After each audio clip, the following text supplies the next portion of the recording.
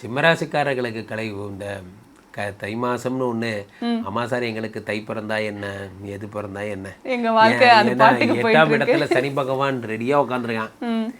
நான் ஒரு ப்ரப்போசல் எடுத்துகிட்டு போகலான்ட்டு போகிறேன். போகிற வழியில் அந்த ப்ரப்போசலை எப்படியாவது டிஸ்குவாலிஃபை பண்ணுறதுக்குன்னே ரெடியாக இருக்கான்.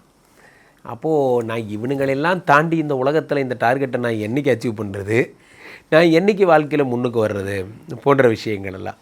ஸோ அப்போது இப்போ இவங்களுக்கு தேவை என்ன அப்படின்னு பார்க்குறோம். இவர்களுடைய தேவை என்னங்கிறது என்ன தெளிவாக தெரிஞ்சு போச்சு அப்படின்னா, ஒரு விஷயம், இந்த சிம்மராசிக்காரர்களுக்கு பண வரவு தான் பெரிய தேவையாக இருந்தது.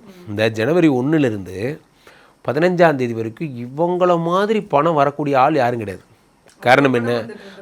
ஆமாம், அவர்களுக்கு காரணம் என்ன? 5ஆம் இடமாகப்பட்ட யோகஸ்தானத்திலே இவர்களுக்கு யார் யார் வராங்கன்னு பார்த்தீங்கன்னா, 2-11 கூடிய புதனும், 3-10 கூடிய சுக்கிரனும், 4-9 கூடிய செவ்வாயும், ஒரு ஊரே இப்போ 5ஆம் இடத்துல இருக்குது. அது குரு வேறு பார்க்குறாரு. அப்போது அத்தனை பேர் சேர்ந்து யோகங்களை தரப்போகிறாங்க.